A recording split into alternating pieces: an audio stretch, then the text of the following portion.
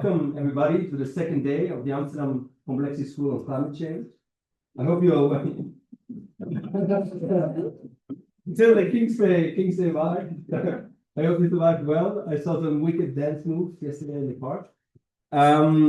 We're very happy to have Professor Michiel Schaeffer with us today as the opening keynote. Michiel is a chief scientist and co-founder of Climate Analytics, a global climate science and policy institute that's doing fantastic work around the world. He has over 20 years of experience with climate modeling and climate impact assessment, providing scientific advice at the climate policy interface to both developing and developed countries. He is the author of many reports, among others, the UNEP's Emissions Gap and Adaptation Report, the World Bank's Turn Down the Heat Report, and the fifth assessment report of the IPCC. Michiel has a PhD in dynamic meteorology from Utrecht University, where he's also affiliated with the Copernicus Institute for Sustainable Development, and he's also a researcher and lecturer at the International Islamic University of Indonesia. So please join me in welcoming Michiel Schaeffer.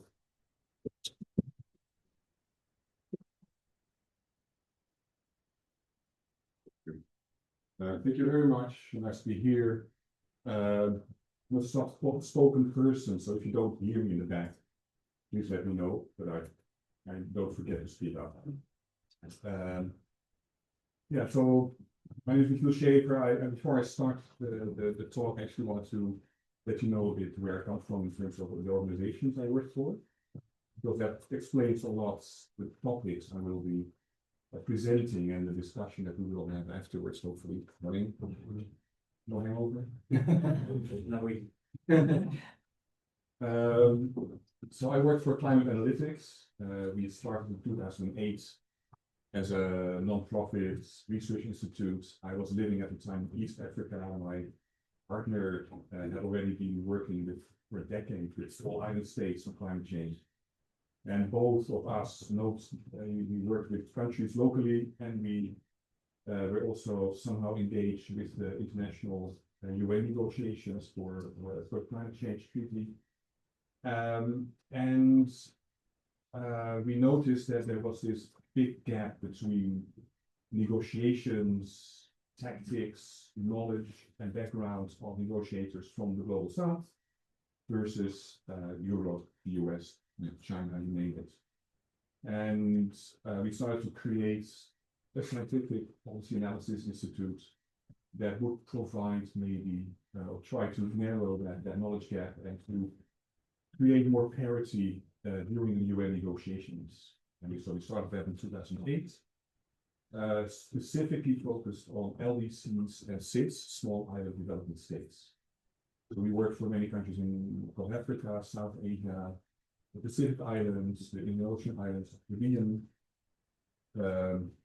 That's our main, let's say, constituency. And because of this reason, we also created in the course of the past almost 2 decades. We have a main office in Berlin, in Germany. We have an office in Lomé, in Togo. We have one in Trinidad, Tobago, in the Caribbean. We also have an office in New York because of the UN setting. We have an office in Kathmandu, in Nepal, for the South Asian region. We have an office in Perth, in Western Australia, for the Indo-Pacific, and myself, I've been living the past years in Indonesia, where I teach at the International Islamic University of Indonesia as well. And so our research is on complex interactions between atmosphere, ocean, biosphere, and then human interference, human influences. That means that we do climate modeling, we do the modeling at the intersection between the physical changes and the socioeconomic drivers and responses. And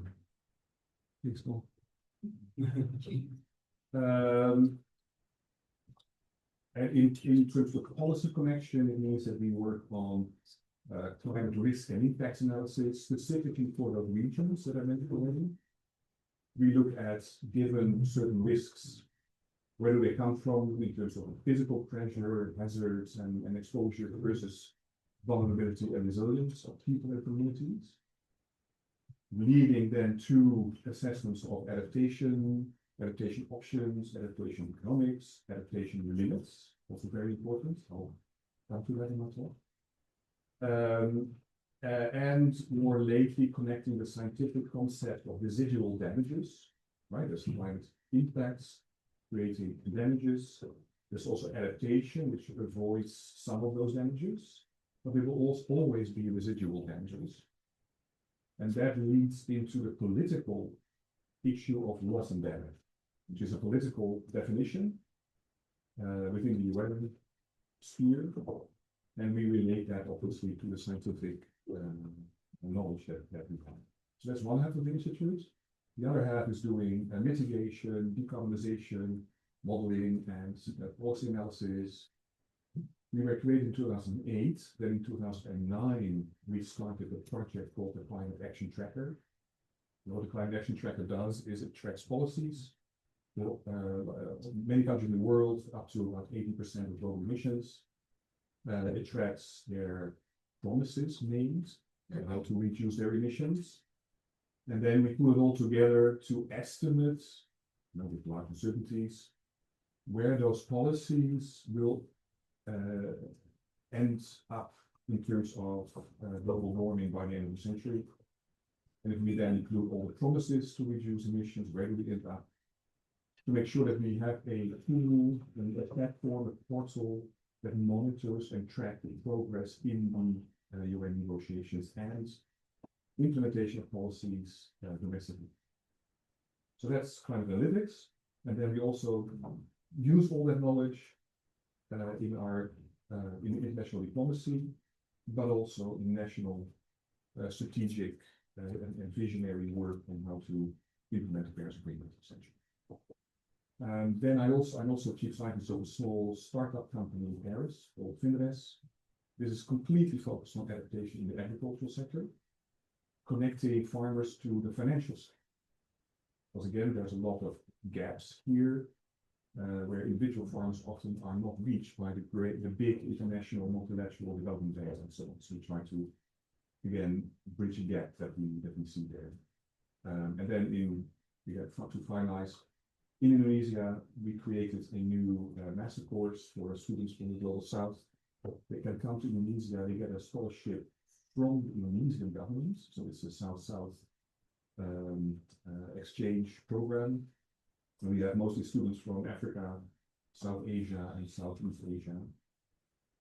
It's an Islamic university, so 80% of the students are Muslim, but it's not limited to Muslims, so it's also open to other students.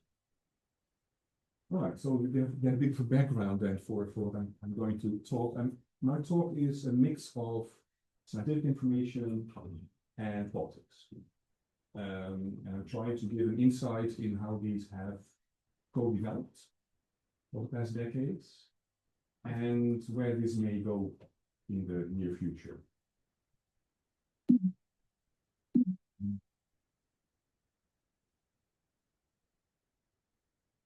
Again. And it works. So I'll start with giving insight in how science and politics get intertwined in the progress of these international negotiations. Starting with the IPCC, I'm assuming you know the IPCC, the Intergovernmental Panel on Climate Change. It was created in 1988 by UNEP and WMO, the World Meteorological Organization. And it has a very specific task. It's to assess all of the science, then put those assessments in big reports, but they should be neutral with respect to policy, which means that they should not be policy prescriptive, but they should be policy relevant. That's a very fine line that IPCC has all kinds of processes for, but it's always a struggle to keep that fine line between the two. And I don't know if you know this, but the reports are written by scientists, but then the summary for policymakers is going to be discussed and approved line by line at the approval sessions of all the member states for the plenaries for each of the 3 working groups and the synthesis report. So there are 4 plenaries that are a week long, where each of those SPMs is line by line evaluated, discussed with the scientists, criticized, reformulated until that SPM is approved. But the underlying report is not, say, rewritten by policymakers. That remains the domain of scientists. However, they do go through a range of review rounds, including by not just experts, but also governments. And they have like thousands, 10,000s of comments that they have to process, and they have to respond to every single comment, even by just saying, no, this is nonsense. But they have to have that on record. So that's the IPCC. And then partly based on the first IPCC assessment report in 1990, was a report of this size, collecting all the literature present these days. The IPCC reports are 4 volumes of this thickness, if you print them, which mostly don't do anymore. And also the Brundtland report of 1987, the concerns about our influence on the global environment culminated in creating the United Nations Framework Convention on Climate Change.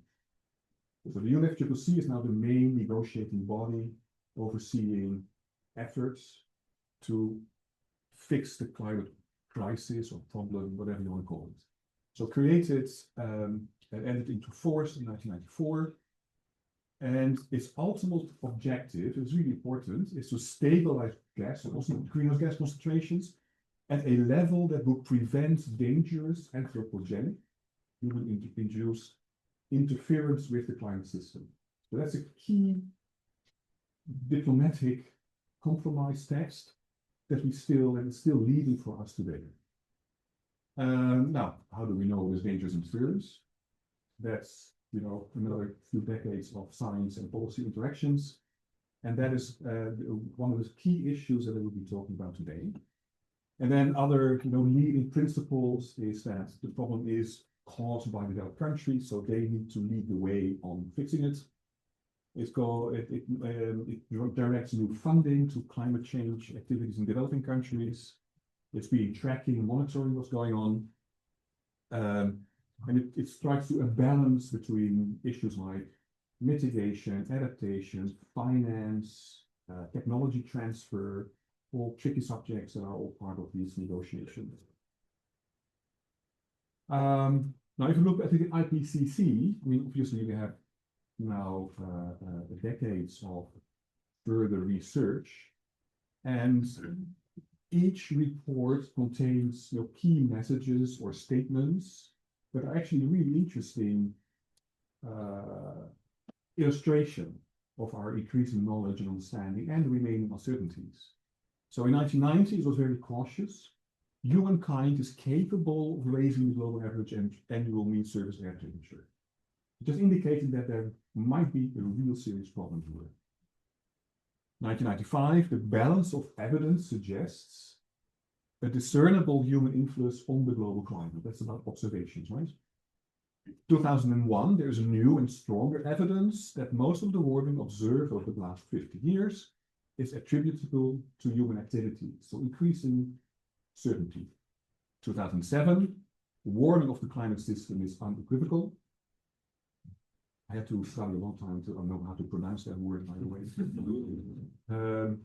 2013, human influence on the climate system is clear.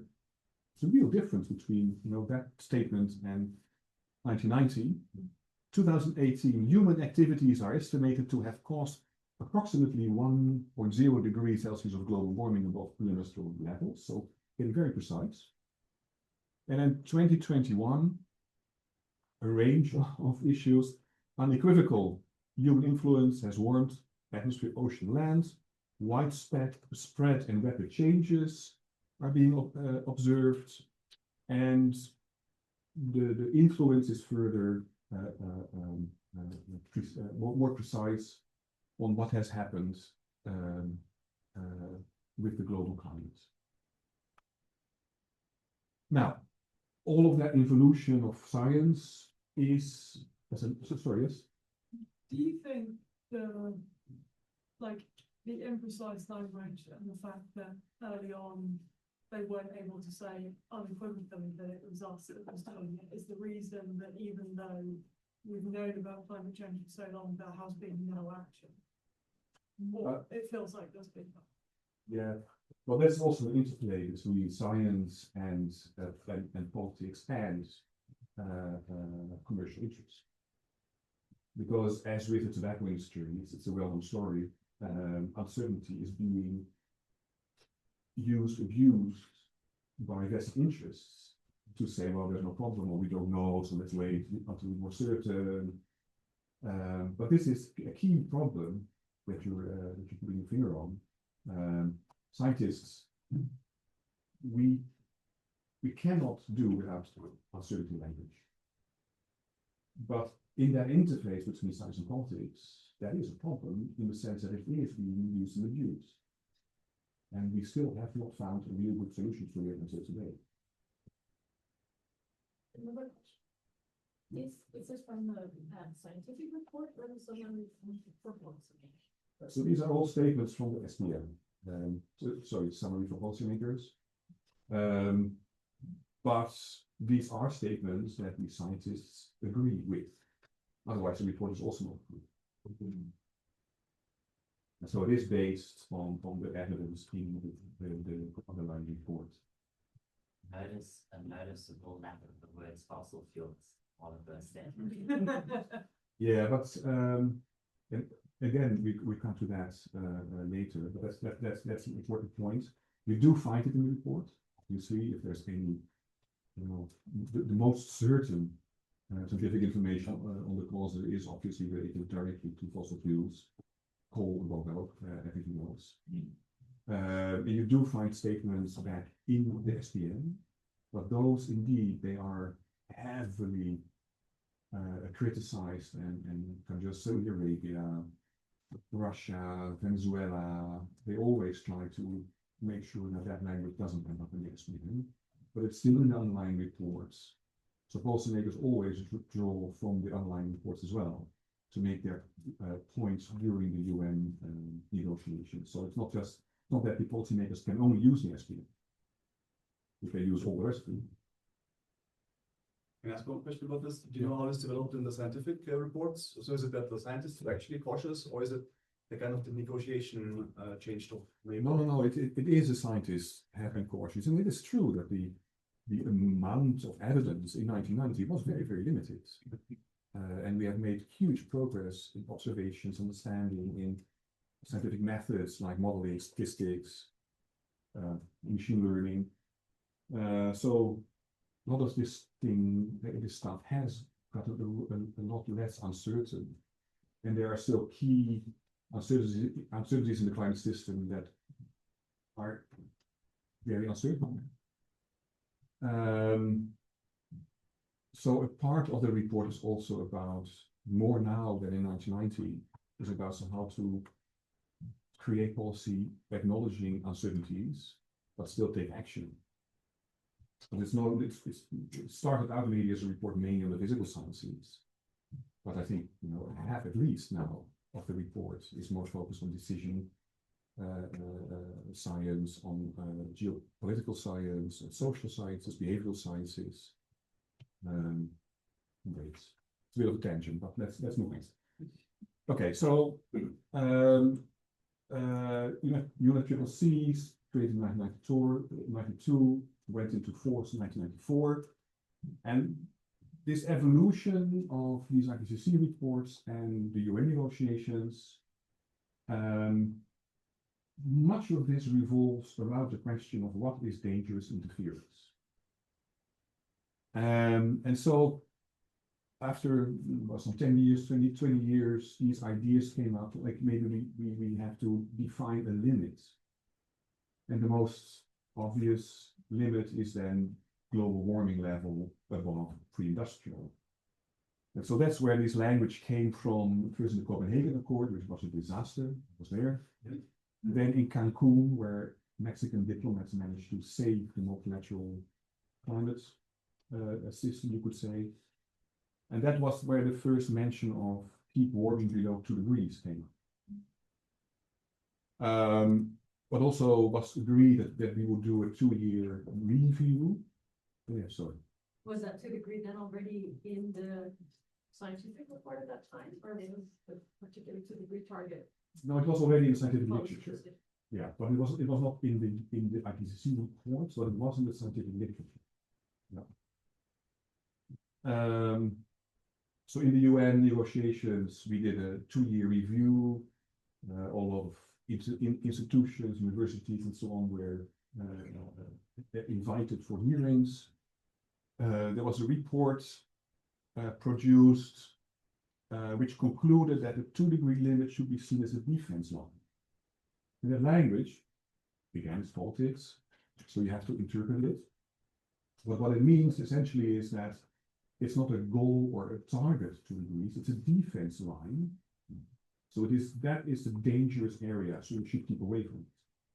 Right? So the goal, therefore, cannot be translated into a target of 2 degrees, but, and that's why we have the formulation in the Paris Agreement, you need to keep away from it, well below 2 degrees, and then an added formulation pursuing efforts to limit the temperature increase to 1.5 degrees Celsius.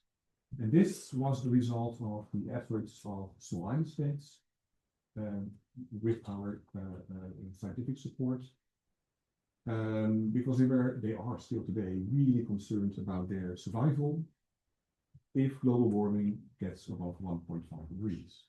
We're very close to that. Again, something I will come back to. But that's why we have that formulation in the Paris Agreement. Some developed countries underestimated how important this was for a group of countries of 6 and LDCs. And so it took them a while to, let's say, wake up, and that is well below 2 degree language was not enough. They were also not willing to agree to 1.5 degrees. So this is the compromise text. And it is directly coupled to Article 4, where global emissions, they have to peak as soon as possible. We're close. Now, 11 years later. Undertake rapid reductions thereafter. And then to achieve a balance between anthropogenic emissions by sources and removals by sinks of greenhouse gases in the second half of this century, which essentially means global net zero by 2070. If you connect Article 4 to Article 2 with the best available science. The convoluted language is a result of countries not wanting to agree to this harsh language of zero emissions, not at all, not even net zero emissions, not even global net zero emissions. But with this more, well, not vague, but convoluted language, they agree.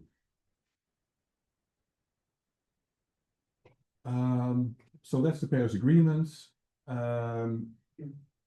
It has, sorry, yes? Could I ask a quick question on this, on how the climate science community around that time has viewed that shift?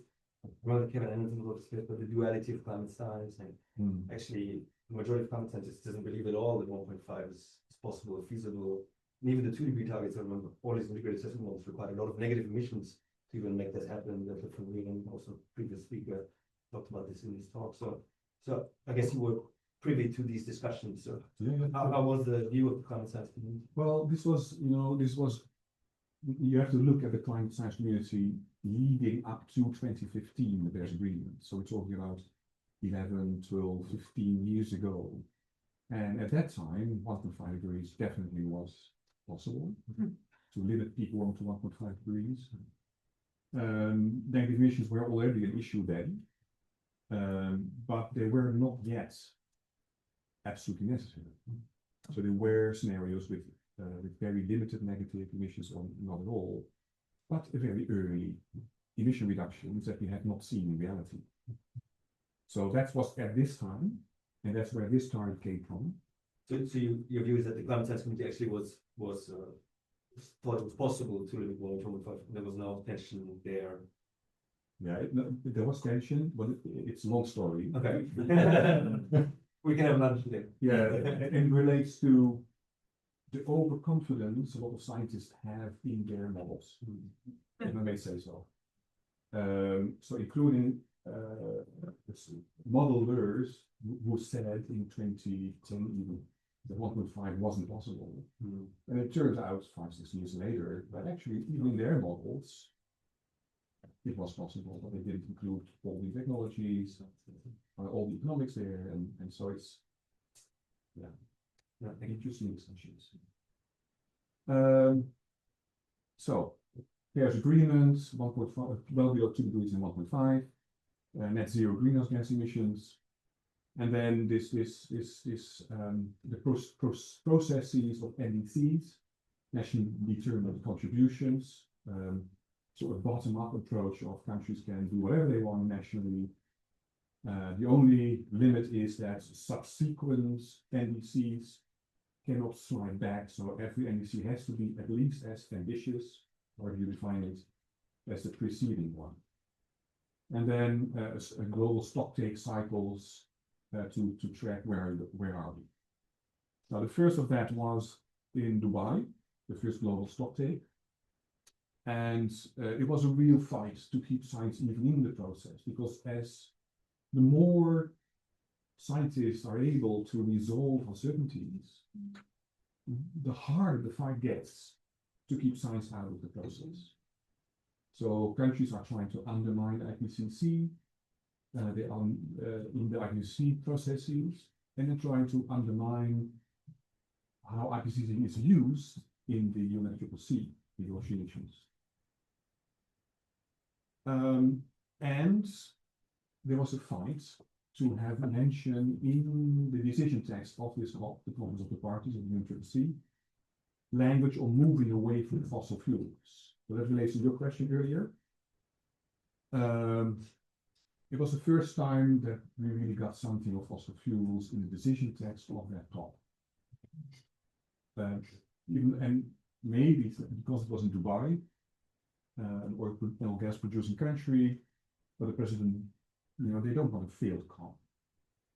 And so if they see the position stuck, they may put some pressure on their friends or exporters to accept a certain formulation. Immediately since COP 28, in subsequent COPs, there have been pushback on any additional or new mention of fossil fuels. So, there's one. Oh yeah, sorry. At COP 28, sorry. Can you talk a little bit about the president of the company too? Maybe over lunch. But that's again, it's interesting, but long story, how the COPs have evolved, how useful they are, who is participating, how many fossil fuel lobbyists are there, and how the presidents of COPs are linked to the fossil fuel lobby or not. Lunch talks. In COP28, by the way, the first movements of parallel processes originated. So there was an agreement at COP28 in the decision text to triple renewables, doubling energy efficiency, and cutting methane by 2030. And we put that in our calculations. This is from the Climate Action Tracker, that project I mentioned earlier. So the top emissions projection, it's from current implemented policies, regulations, and laws, which led us to 3.6 degrees at the time of COP28. Sorry, before Paris, so that's really important. The current policy actions, they lead us 2.6. So in that sense, the whole Paris Agreement and all the policies that are implemented based on the Paris Agreement already bring down the estimated 2100 warming by about 1 degree Celsius, with uncertainties, etc., etc.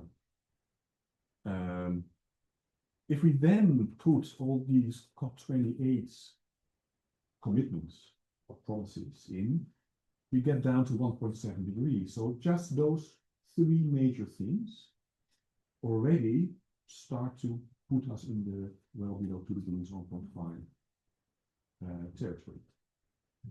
But with caveats, I'll come to that. But it's really important to bring that down,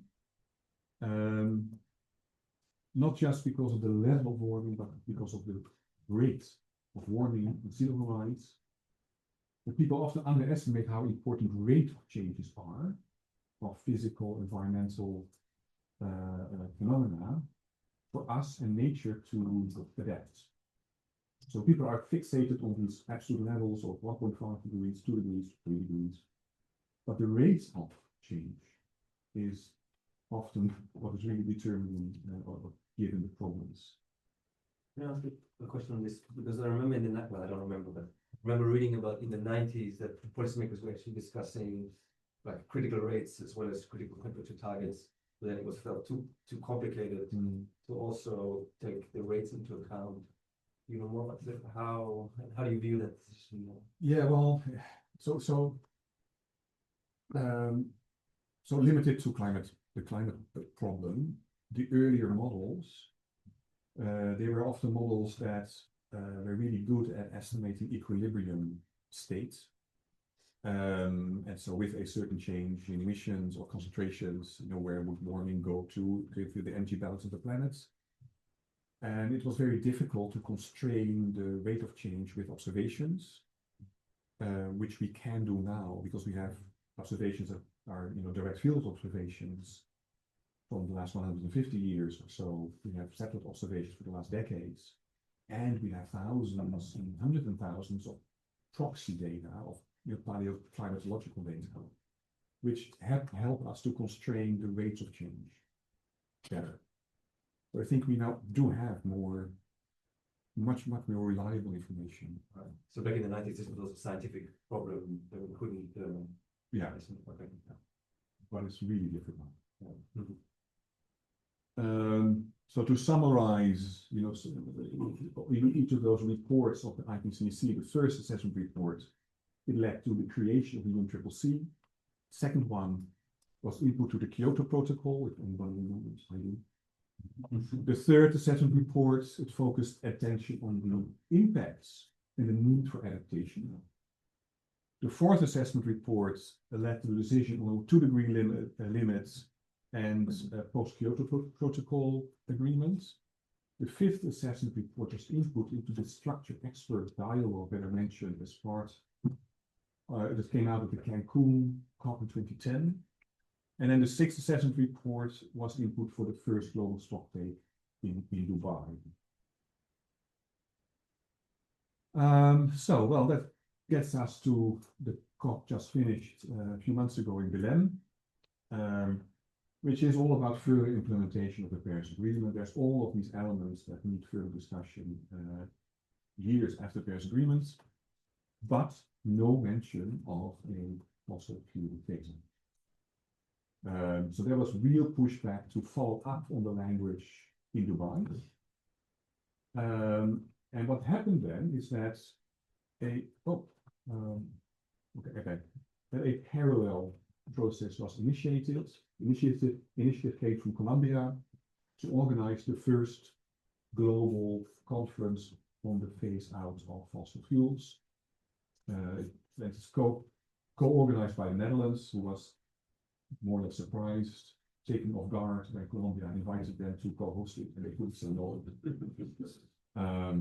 So it's being held at this moment in Santa Marta in Colombia. And, two of my colleagues are there.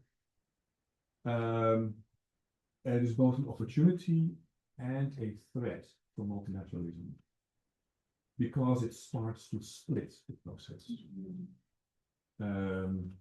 And because we work a lot with LDCs and SIDS, one of the major things that we want to make sure is that all the topics that are of interest for them are well represented, including risk and adaptation, not just mitigation, which obviously is not part of this fossil fuel phase-out conference.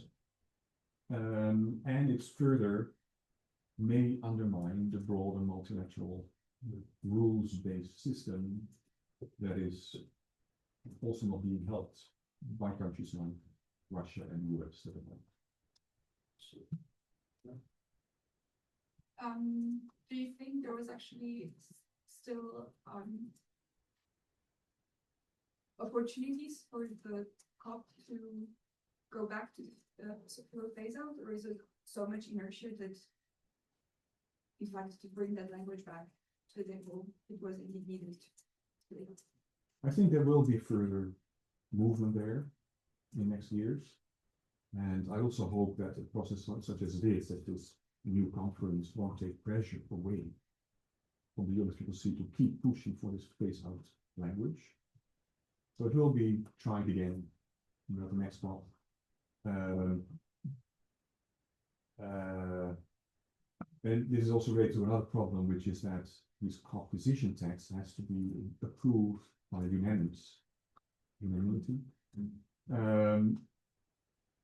but not by a majority of votes, which means that every single country can block decision text, and that is, both good and bad. And it can be again used and abused. And in this case, it can be abused by fossil fuel exporting countries. And who's attending that? Is it again 4,500 fossil fuel lobbyists or just the diplomats? There are definitely also fossil fuel lobbyists there, no doubt. But there are governments, experts, NGOs, so it's a mix like the UNFCCC, the COPs, it's a mix. And there are only about 62 or 65 countries. It's not the 194, not the UNFCCC. Where's the next one? I don't know. And there's further complex developing processes, and there's this organization called Fossil Fuel Phase-Out Treaty. Yes, exactly. That would also be a conversation over. Yes, me? I don't want to interrupt you guys if you want to. No, they're interrupting too much.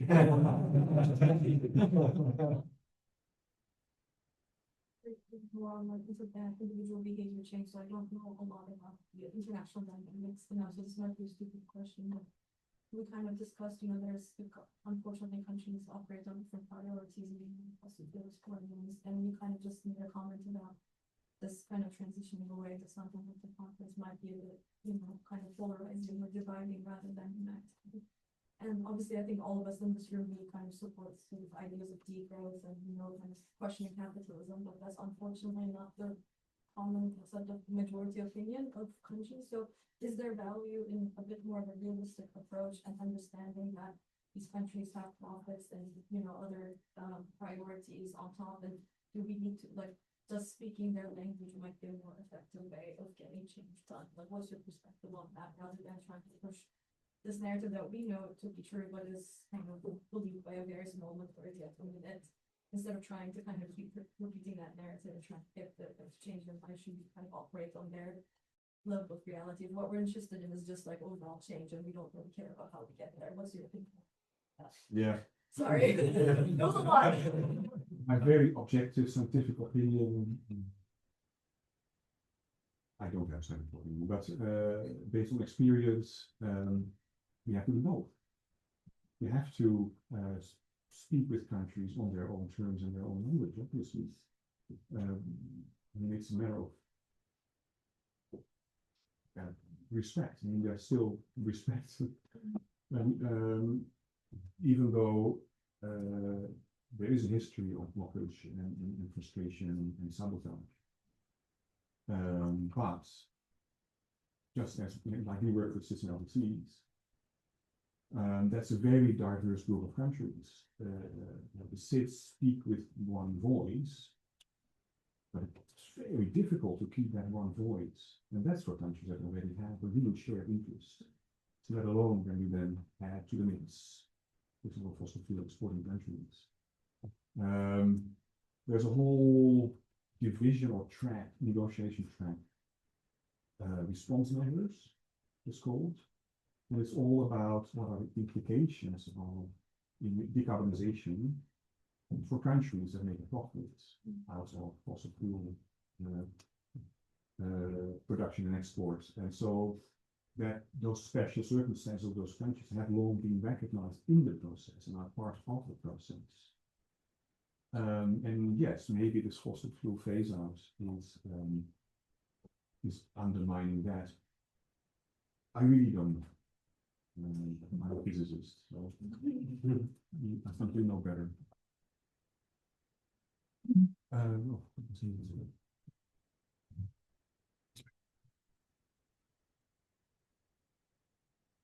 Actually, what I wanted to show is, but not really go through all the other elements in the Paris Agreement, which are really, really important. And that I want to say that in Belém, when I write here further implementation, it's about all of those elements which need further discussion, decision text, rules, etc. to be defined. Really that. I don't know if you share the presentation. Yes, that's really few allowed. Yeah, so feel free to look at it later. All right, so I already showed you this work for the Climate Action Tracker. You know, we have all of that work within the UN negotiations, and then policies are developing in countries, their targets and so on. They are improving slowly over time. And then we've done this starting in 2009. We've done this every year ever since. There we go. So we started out with only the Kyoto and then Paris emission reduction commitments. When we first did that in 2009, our estimate was 3.5 degrees by 2100. And then slowly over the years, with setbacks and improvements, it went down to about 2.1 of all of the commitments that countries have. And so, again, with all uncertainties and so on, caveats here and there, we do see a big reduction in estimated long-term warming coming out of these promises. More recently, we started to analyze the actual policies, so not just promises and commitments, but the actual implemented policies. And of course, that trails behind promises, because often countries make a promise and then they try to keep that promise. Very interesting diplomatically, China tends to move to behave the other way. They under-promise and over-deliver, which is very, very completely opposite to most other countries. Okay, can you speak to why? Is there some obvious explanation to the tactics? No, I'm not going to do that. That's better. Yeah, because I don't want to go into. Okay, I don't know. So there's a huge impact of international diplomacy, pressure on countries, technology development, obviously, economics, that overall pushes down the estimated long-term warming out of all our analyses. But it has stabilized the past years, and that's bad news. So overall, there's good news. We are making a difference. But the past few years, there's a stagnation, and that needs to be broken through, and that is not being helped by some countries on this planet, although they may be creating circumstances that make them favorable. I get to that later.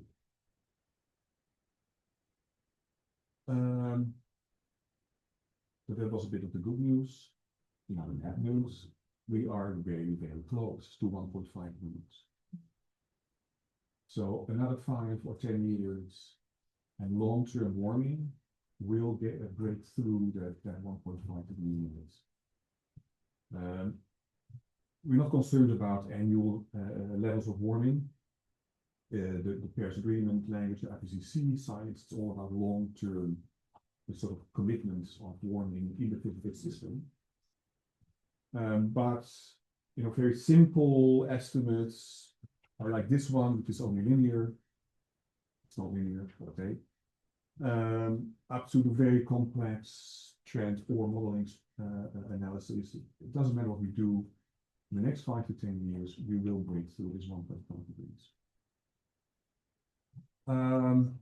We see that also in like all components of the climate system. So we see it happening in the atmosphere. We see things happening in the oceans.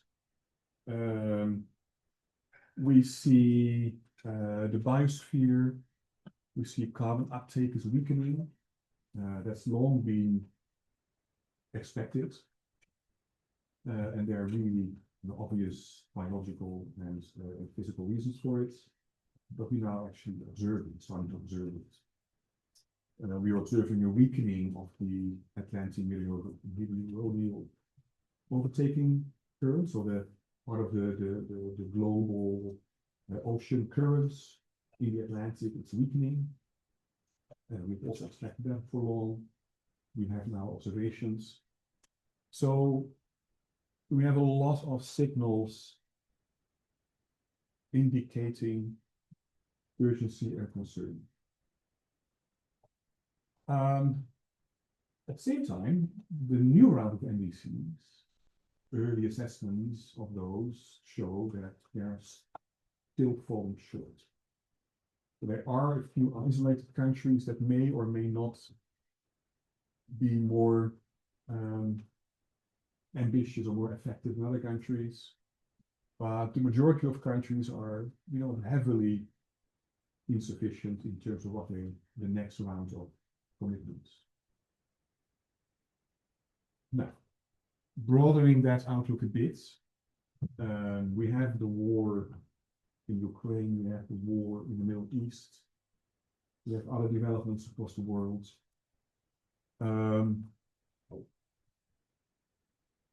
The war in the Middle East is raising concerns about energy security. It is already an energy crisis in parts of the world. I won't call it an energy crisis in Europe yet, but as I mentioned, I'm teaching in Southeast Asia, and for countries in Asia, it's a really big problem. On top of the ongoing war in Ukraine, there are also estimates of what it will do to prices, international food markets, and that leading to a substantial increase in people at risk of hunger. And that's a lot of people we're talking about in terms of this risk. And then we see, on the one hand, we see a story coming out of the fossil fuel industry that we need to invest more, we need to produce more. So there is a more supply security that is obviously inconsistent with 1.5 degree science. We also see an anti-science rhetoric growing. That's been going on for years, obviously. Maybe you can explain that to me. That we need to deal with. And then other issues like more closely with CCC, the US withdrawing, Trump withdrawing, is a better thing to say, perhaps. Because we do know that a lot of states, a lot of people in the US want to stay in, just like they did under Trump administration #1. We are still in campaign. I don't know if any of you know about that. And also IPCC, and that on the one hand, that is actually not so bad. CCC negotiations are actually a little bit easier than I'm serious. And in IPCC, it's a little bit different because traditionally, US scientists have played a really important role in climate science and played a really constructive and important role within the IPCC. The fact that these scientific institutions are being destroyed in the US, and the scientists are being forbidden, or whatever word you want to use, to engage in ACSCC processes, it's a problem. And then also, of course, financially, ACSCC has a huge budget issue now. Other countries are stepping up, but it's really, really hard.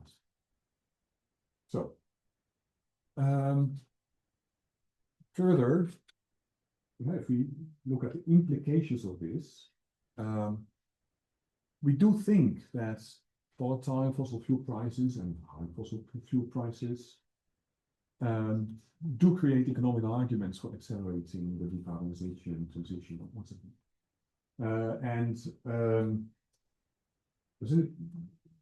Who's living in the Netherlands here? Who reads Dutch? Do you read? Who reads the spelt?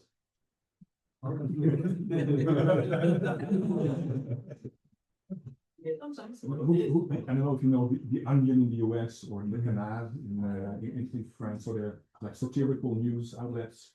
The Spelt had a very nice article with a headline wondering about what is really underpinning or the reason for Trump's green agenda to undermine fossil fuel supply and therefore encouraging decarbonization.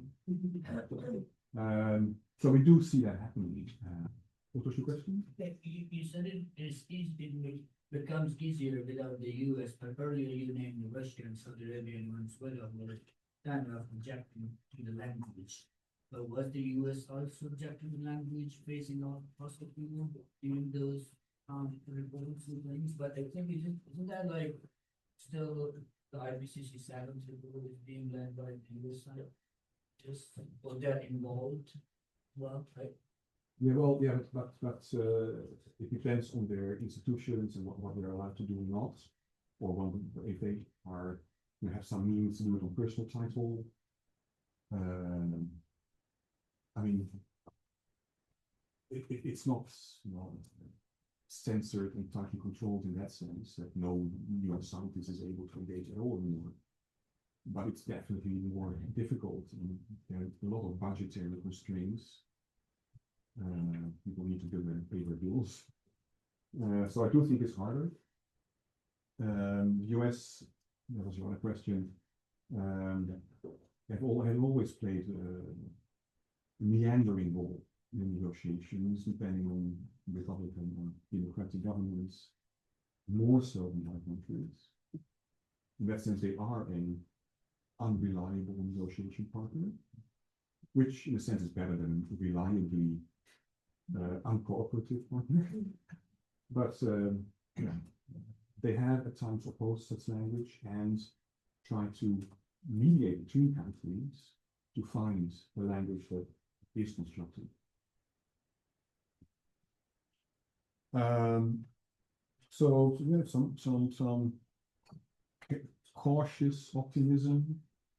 The whole growth in electricity use from 24 to 25, the whole growth has been from additional renewable energy globally.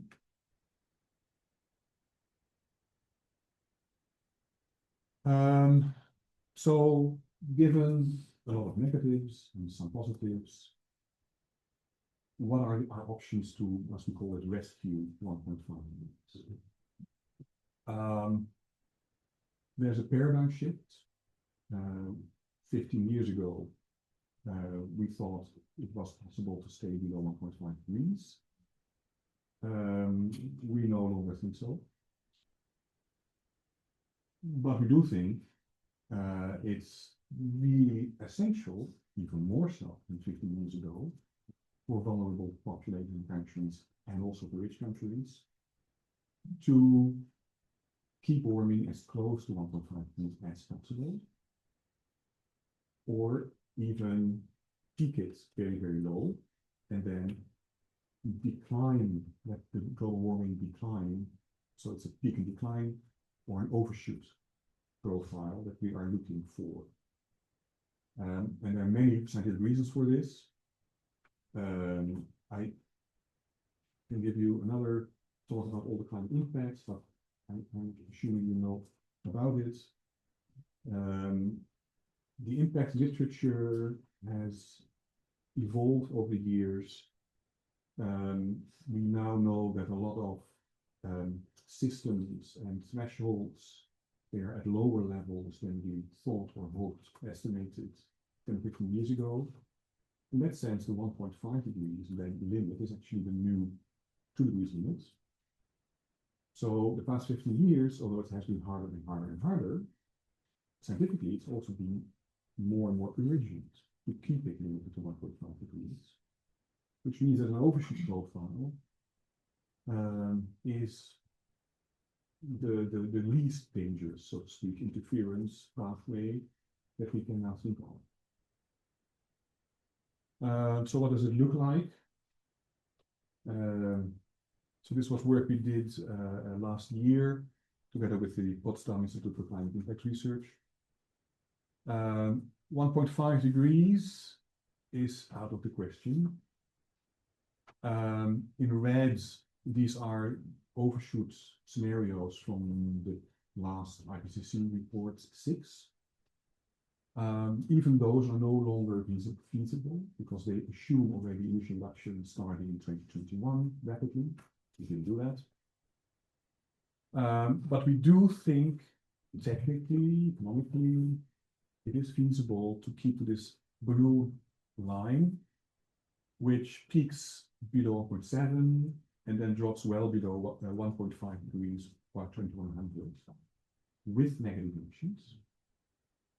But we do constrain this work with what we think are sustainable limits to these negative emissions. How much gigatons, you know, something like that? It's about, so there's 3 general categories of negative CO2 emissions, or CDR, carbon dioxide removal. And it's about equally split in this kind of modeling. And we arrive at a bit above 3 gigatons per year for the land sector, about 3 for biomass and CDS formation, and about 3 for DAC. And so that's a total of 9 to 10 gigatons per year. Average until 2100 starting from. Exactly. But you know, that's only what is it, a fifth of present emissions, or a fourth. It means that 1 decade of delay now needs 4 decades of cleaning up on this later. And would it be possible to repeat like the wall, or is it that there may be some point where like other tipping points that are triggered and then it's not possible to let them get it down back again? Well, we think for warming and greenhouse gas concentration, it's possible to keep in decline. But it's a good question. In this period of overshoot, but also in fact before and after, you know, which systems or subsystems or components of the Earth system will transition to a different state.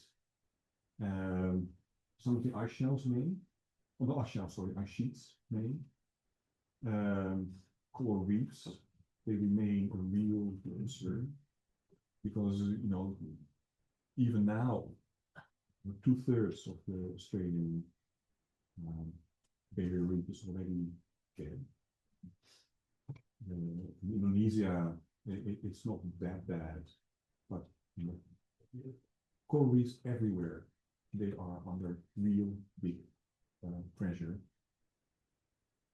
And there is a question whether they will survive that peak period. Also, there's a little bit of good news. I'm not really any expert in that, in the dynamics of coral systems.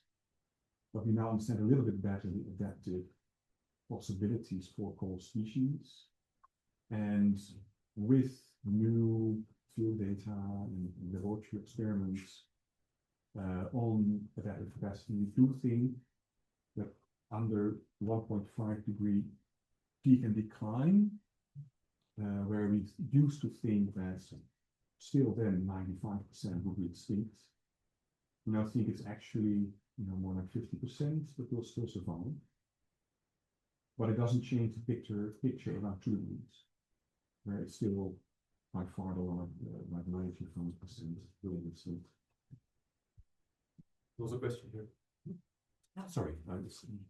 It's not exactly a question, it's more your thoughts. So you briefly touched upon that there might be a bit of a positive coming out of the fact of the energy insecurity because of the war. Mm. However, war itself, it's a great contributor of greenhouse gas emissions. Yeah. And it's something that we are likely going to face increasingly so, because of politics that have to do with dominance on the fossil fuel Mhm. hegemony, or how to call it. Yeah. Yeah. So I wanted to hear a little bit what your thoughts are on that. So Yeah. I think it's a real problem for sure. And it can go many ways. I mean, maybe it's a death rattle, is that the word? yeah, the final throws of this. Yeah, maybe that. Maybe, after a period of this, countries or the public will be exhausted, and I pin my hopes on the diversity of the US. Again, this is not a scientific opinion, but I have some confidence in Americans to provide some pressure the other way. Yeah, that's. I mean, this is a problem. If you give an overview like this, you can never be comprehensive. Mhm. It's an opinion mixed with science. At least it's based on 20 years of experience, so that helps. Please. So about these sorts of graphs, micro models involved, well, I mean, with all these sorts of models, there's always like assumptions built in and such, right? So I read somewhere a while ago that a lot of these IAMs, so the integrated assessment models and all, they tend to like take for granted, or they tend to assume like carbon capture and storage technologies, working carbon dioxide removal stuff. And that's, as I understand it, pretty fanciful and like not happening as much as they tend to assume. So how do you, so question one is sort of like, what does the overshoot look like? You don't assume that, and how do you deal with that in your own models? I mean, your own sort of monitoring practices and the climate analytics and climate action practice. That's a good question. I referred earlier to the overconfidence of scientists in their models. Who spend years building the model and perfecting it, and then this is the truth. We see models as storylines. So we're trying to formulate in a way that, so this is not what will happen, but all the ingredients of the scenario is how it may happen, how it may be possible to limit warming below 1.5, or sorry, to do this overshooting.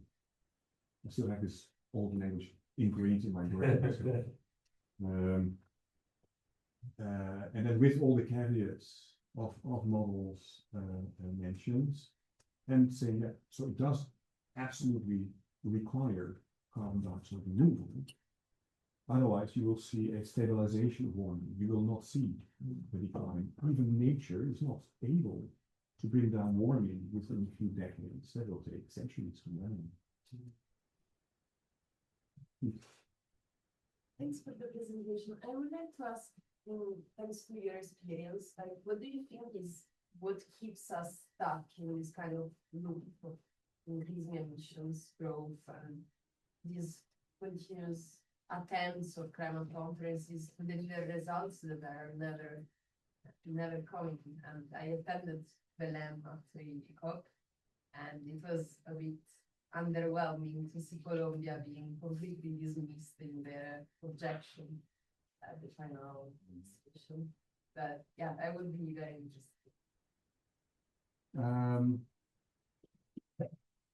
I hope you don't mind, but I would like to maybe also postpone that to lunch, because I think we only have 12 minutes left. Lunch. And just because you're sitting next to a clock, that's how I know. I did see that before. So with apologies, I just want to continue for now. So here's the point about CDR, actually, where we lead to negative emissions here. What I wanted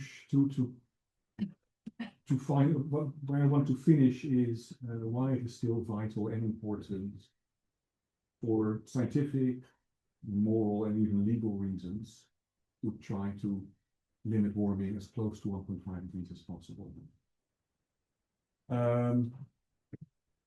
Now, all the scientific knowledge that we have shows that even overshooting 1.5 degree already will lead to irreversible losses and damages. Has to do with some of those tipping points. Adaptation will become harder and costly and less effective on the overshoot, let alone higher levels of warming. The magnitude and duration of overshoot really matters and needs to become a policy objective. And then any further delays in peaking and reducing emissions have direct implications to the level of overshoot and the duration of overshoot. The level of overshoot is really when do we reach zero emissions. The durations of overshoot is determined by how much CDR we will have. Now, getting to adaptation, because a lot of this was about mitigation. But adaptation is really urgent. You have, obviously, you have no idea, but you probably have an idea of how important this is for vulnerable communities, populations, and countries. There is not enough effort going into adaptation. In the language of economics, I believe about 85% of global investments are in mitigation, about 15% is in adaptation. Within the mitigation area, about half of this 85% is public investments, and the other half is private investments. So there is a business case, people are making money with green technologies. In the adaptation area, only 5% is invested by the private sector. And this is another problem that the countries we work with are facing. In countries with a very high risk of related disasters or even conflict and migration, the invested climate is seen as less favorable. And in particular, international companies, multinationals, they can pull out of a country with a high risk and then relocate. So they have no incentive to invest in local adaptation or the communities that they work in those areas to support adaptation there. So adaptation, so you have a question.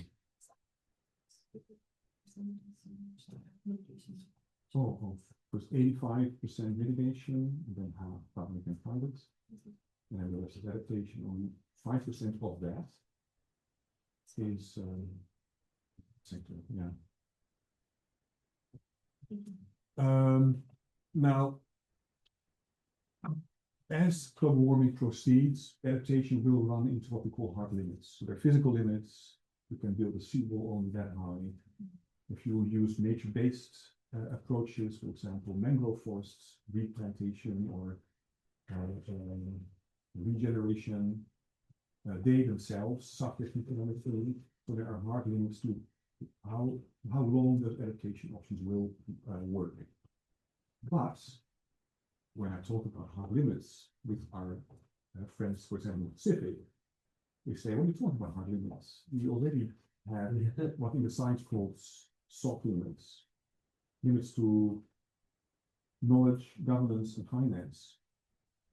So we are far off even reaching those hard limits. We are even not able to implement the adaptation that is needed and that is viable still. And SITs and LDCs are particularly reliant on eco-safe adaptation measures. For example, agroforestry in agriculture. As I mentioned, we work with my other companies working on adaptation. You can do a lot, but under agroforestry, the tree species, they themselves suffer from extreme heat or drought and may not be viable in the locations that you want to use that, because those technologies require fewer investments, or and it can be based on knowledge of species already at location, but increasingly problematic. So crossing these limits through peak warming, high rates of sea level rise can lead to measures being unavailable temporarily or permanently. You can illustrate this problem related to rate of change. It's a rather complex diagram, but I want you to know it because it does. This is sort of guiding a lot of current progress in adaptation, science, policy, and implementation. You see here 4 scenarios of warming from ACSCC, from very low warming, close to a 1.5 degree overshoot scenario, I would say, to roughly 2.5 to 4.5 degrees of warming globally by the end of the century. And then you have certain options that are good, let's say, for 90 years if you have very slow warming. They still work for decades. And then only after about 90 years in this example, would you need to put in place the next level of adaptation, which itself requires a certain lead time. Because the more complex, large-scale, necessary adaptation steps are, the more planning and more resources it requires to put them in place. And that rhythm of lifetime and lead time gets more and more under pressure the faster the warming is. And that is the problem that we're dealing with at the moment, and why it is so important to limit this overshoot and to get down this rate of warming as quickly as we can. And obviously this is one illustration, but those issues like lead time and lifetime, they're very different for different adaptation options. This is just for coastal protection. We're working on this in agriculture. I wanted to present that to you, but it is not quite finished. Yes, please. Yeah, apart from this, of course. Like also, if you have an overshoot scenario, like the tipping points that would come with that will also be a major impact on the mechanism of adaptation, like from going back below that level again. There will also be some effects that are harder to reverse back just by crushing them. So, yes, some species will be extinct. for example. Yeah. So this is about adaptation for human systems, we would say. I'm not even talking about ecosystems. That's a whole different discussion and very, very difficult. And a lot of adaptation in natural systems is about giving them space to move, or even assist moving for key species that, if they don't move, disrupt the ecosystem that they have a specific niche in. Or, and that's by far the most important, is to eliminate any other pressures on the system, local pollution, toxins, pathogens, in terms of marine systems, overfishing, bomb fishing, and so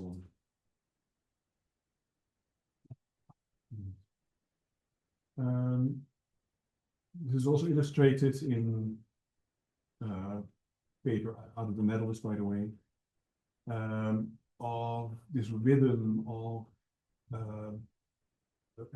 planning, implementation, and then replanning and re-implementation as the warming further proceeds. Again, I wanted to show you this for agriculture, but my computer crashed overnight. I showed you this earlier. These are these measures from COP28, if you remember, tripling new energy, blah, blah, blah. That has an immediate effect on the rate of change. So if we start implementing this now, even after a few years, it already leads to a substantial slowdown of global warming. So this is a really important result where we directly relate mitigation to the challenges in adaptation, which are both vital. So I want to close by saying that 1.5 degrees remains what we call the right limit, based on solid scientific evidence, but with the interest of vulnerable people and ecosystems at heart.